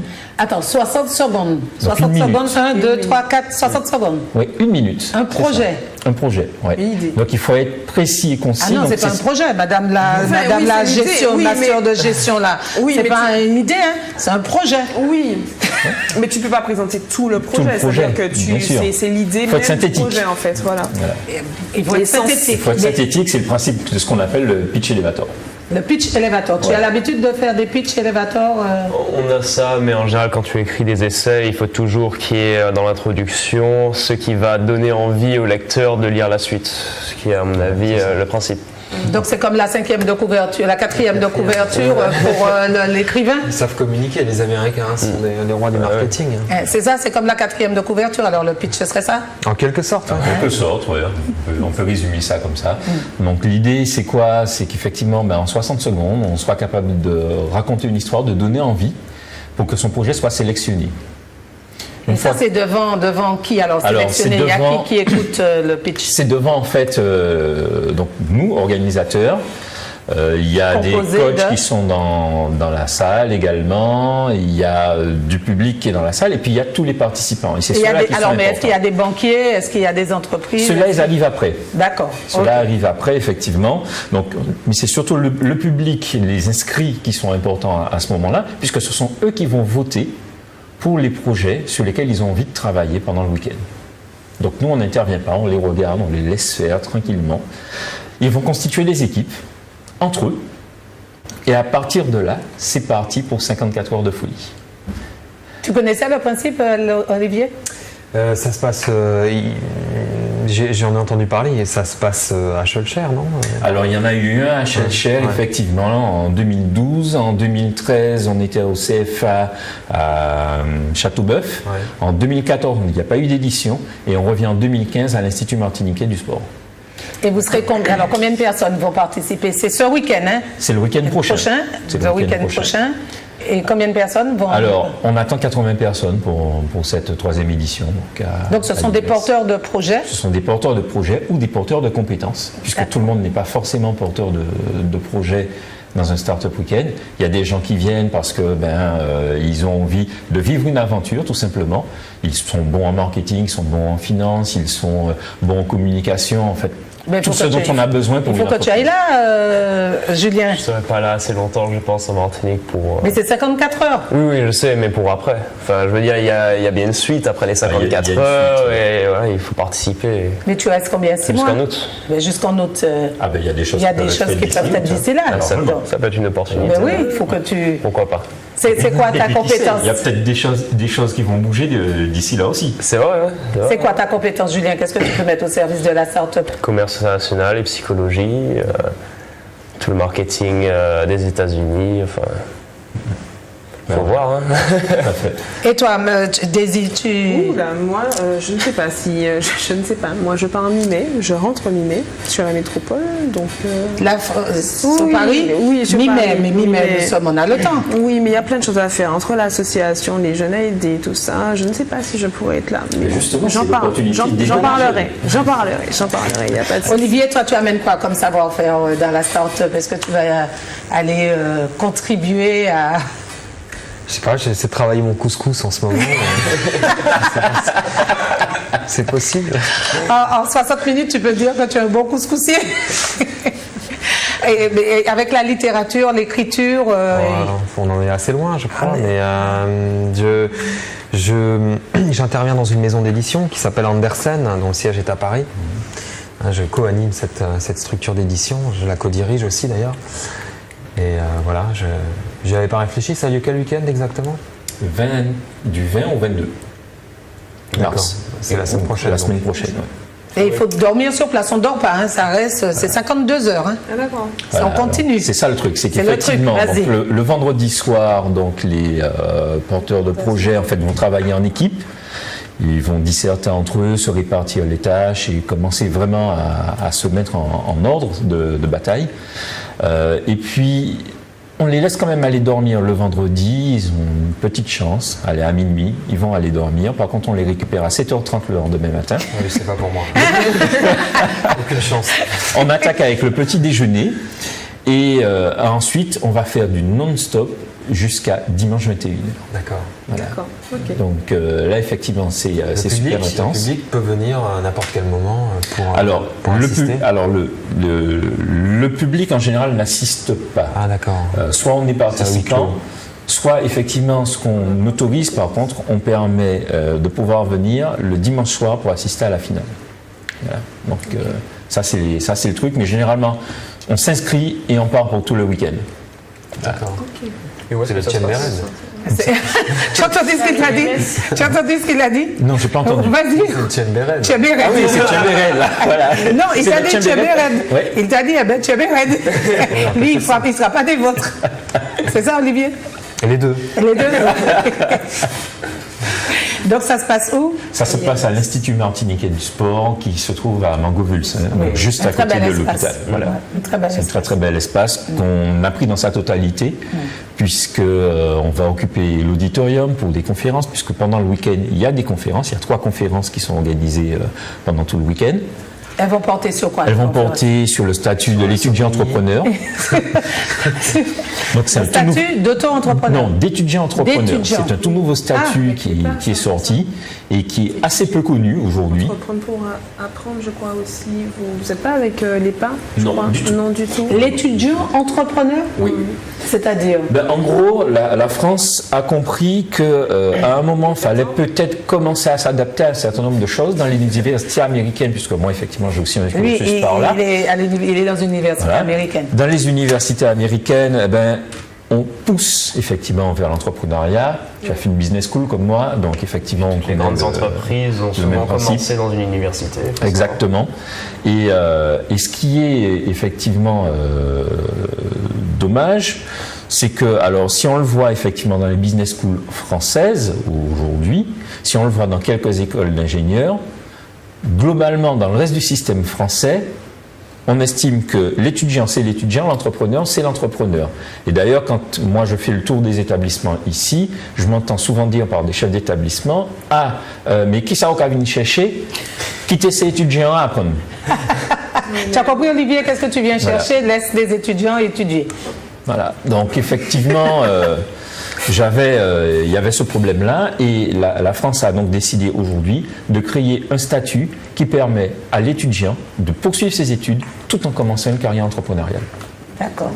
C'est très bien ça. C'est très très bien. Donc effectivement, on va parler de ça et on va le Cette présenter. conférence-là, après? On a une conférence sur l'art du pitch, donc justement permettre à nos participants de pouvoir faire une bonne présentation, d'avoir le bon discours devant un jury, devant des investisseurs, si investisseurs il y a, etc. etc.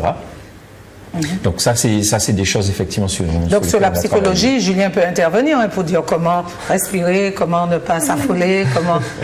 Alors il y a des choses effectivement, non mais je pense qu'il y a des choses qui peuvent être faites. Psychologue encore. Là encore, mais tu pourras mettre à profit ce que tu as appris. Pas encore.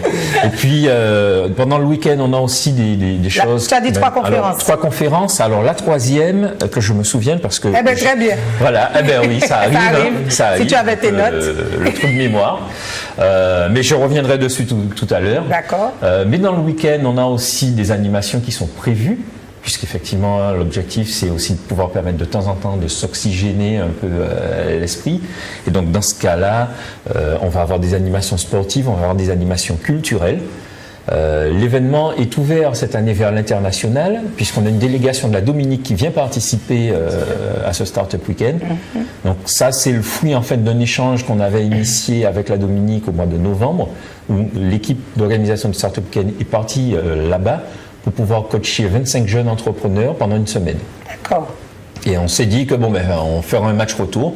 Et le match retour, c'est le Startup Weekend où effectivement on a pris une sélection de 9 entrepreneurs dominicains qu'on fait venir pour participer à ce Startup Weekend. Mais on va être également connecté avec d'autres territoires puisque la manifestation va commencer avec un live avec San Francisco, avec Jordan Succar qui faisait partie en fait de l'équipe d'organisation du Startup Weekend en 2012. qui, après le Startup Weekend, a monté une start-up avec un autre qui organisait, donc deux Martiniquais qui se rencontrent sur l'opportunité d'une organisation. Ils montent une start-up, ils l'installent à San Francisco et aujourd'hui ils sont installés à San Francisco. Bien, ben, bravo pour... Donc on va pouvoir faire un petit live avec eux pour effectivement... Qu'est-ce qu'il y a comme start-up en Martinique ? Alors qu'est-ce qu'il y a comme start-up en Martinique ? Il y a un petit peu tous les profils. La seule chose, c'est que les start-up ici manquent de visibilité. Ça, c'est un gros problème qu'on a. C'est le manque de visibilité des start-up. Ça, c'est le premier point. Le deuxième point, c'est la difficulté sur le financement des start-up ici en Martinique. Soit parce que le système bancaire est frileux, même très frileux, et donc ne connaissant pas forcément cet écosystème, reste sur ses gardes. Et puis de l'autre côté, on a le financement privé qui aujourd'hui n'est pas véritablement organisé pour pouvoir permettre à nos startups, quand elles arrivent en fait au-delà de la phase d'amorçage, donc en fait entre la phase d'amorçage et la phase de développement de la start-up, de pouvoir trouver des financements ici. Et du crowdfunding, pourquoi vous ne faites pas Parce que le crowdfunding, pour le moment, ne prend pas. Ne fonctionne pas. Julien voulait poser une question. La région, j'entends beaucoup la région qui a organisé le retour au pays, l'opération retour au pays. Migration-retour. Est-ce que ça, ce serait pas justement une manière de fonder sa start-up si justement on est en métropole et qu'on veut revenir ici pour justement fonder sa start-up, puisque je lisais que ils payent c'est quoi la moitié du logement, la moitié de la location pour l'endroit en fait où on monte la start-up. Ils donnent un financement pour monter cette start-up. Ça, c'est des projets, Julien. Des projets. Ouais. Oui. Est-ce que ça sera il faudrait qu'on ait quelqu'un. Projet start-up, c'est quand on a un projet en général. Mais est-ce que la région s'organise? Est-ce que c'est déjà opérationnel? C'est un vœu. Le programme Migration Retour de la région est effectif. Et effectivement, les gens ont jusqu'au 20 avril, puisque ça a été repoussé, jusqu'au 20 avril pour remplir le dossier. Là, effectivement, peut-être que c'est un peu tard, mais je pense que c'est quelque chose qui va se renouveler peut-être chaque année. Et nous, en fait, association, on aide aussi au retour, parce qu'on ne fait pas que partir. D'accord. On aide au retour et nous, on a favorisé en fait les créateurs d'entreprises, puisqu'effectivement, pour qu'il y ait des gens qui veulent juste être salariés, qui rentrent au pays, il faut déjà qu'il y ait de l'emploi. Donc en fait, on n'est pas un petit pour commencer, et on repère en fait là-bas, nous, les créateurs de projets, et on les briefe entre guillemets toujours. C'est toujours le même principe, on les briefe entre guillemets pour qu'ils soient sûrs de la raison d'entreprendre en fait. Donc voilà, nous on vérifie que voilà, tu as bien l'âme de porteur de projet, on va le briefer sur la vie entrepreneuriale et tout, qu'est-ce que ça, en quoi ça consiste, qu'est-ce que ça apporte, comment se préparer au départ déjà, en plus de ça quand il faut rentrer, si tu rentres la plupart du temps, à 30 ans, tu commences à avoir une famille ou des choses comme ça, comment concilier les deux. Donc voilà, nous on s'occupe de cet accompagnement-là et en fait on fait le retour au pays. Bien. Effectivement. Oui. Donc je pense qu'il y a possibilité qu'on discute. Ah ben voilà, vous voyez, c'était une bonne après-midi. Alors est-ce qu'on va voir rapidement des images on a des images de la dernière où tu veux rajouter des choses? Moi je sais que je te les ai envoyées. Oui, on les a, mais est-ce que tu veux, on les voit ou bien est-ce que tu veux on peut les voir. On regarde comment ça se passe? Oui. Tout de suite.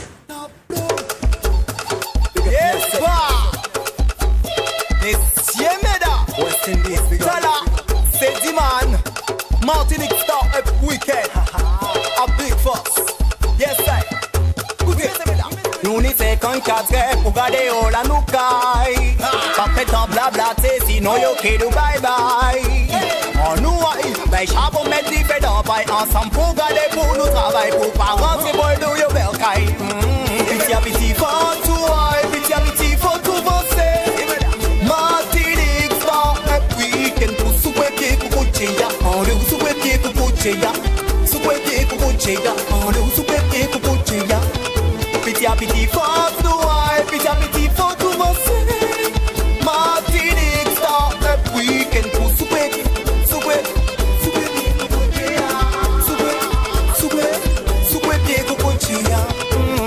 Ok, soupe cocotier. Papa frappé, assis la porte fermée.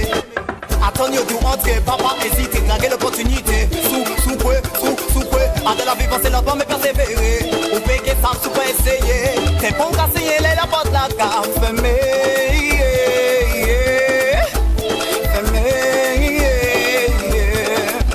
Gardez nous les diplômes, mais l'on met nous pas ni la boue. On nous mélange les idées qu'on a dans ce calalou. Yeah boy, Tala, c'est Diman. Martinique Start-up Weekend. En big organisation. Savent que yo a neuf. En que cité non yo.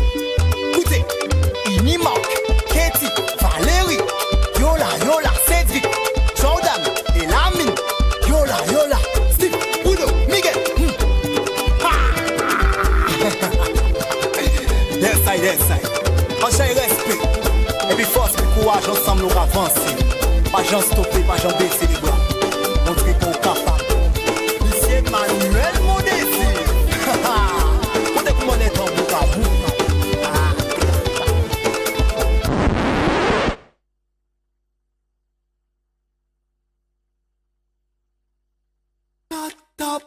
Nous n'y 54 pour garder au la nous caille.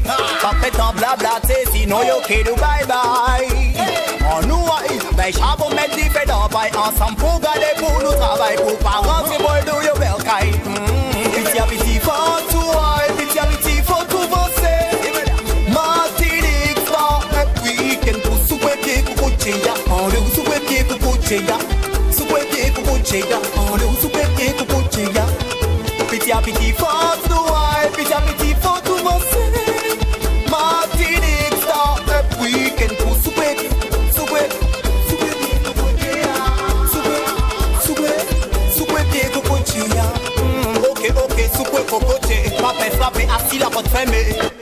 Attends, yo, du rentrer, papa hésite, draguer l'opportunité. Souper, à de la vie, passer lentement, mais persévérer. Ou péguer ça, souper, essayer. C'est bon, casser, la porte, la carte fermée.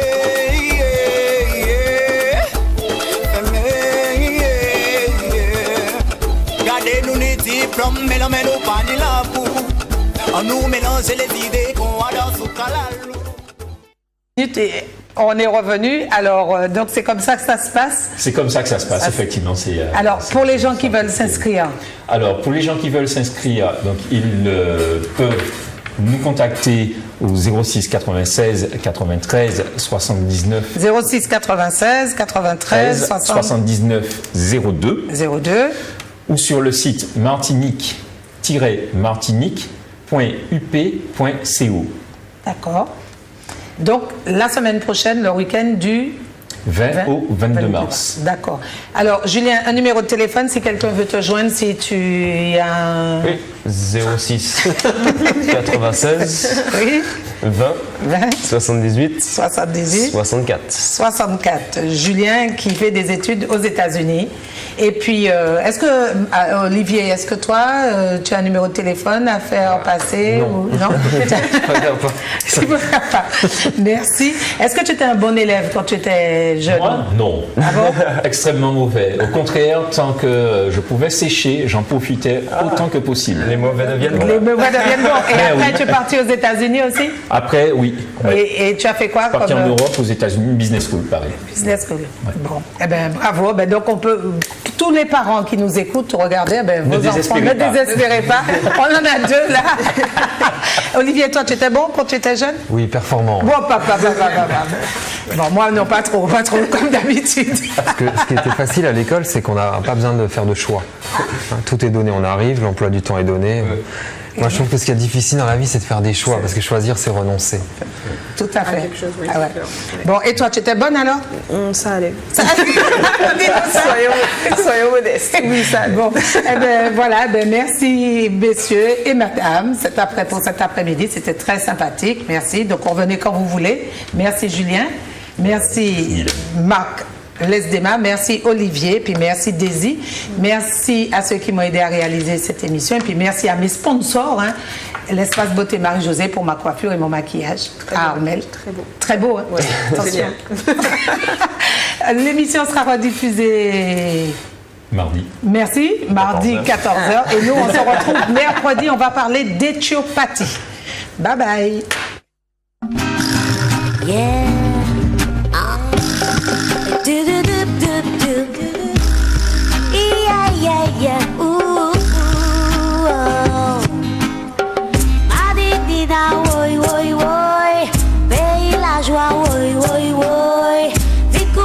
ça,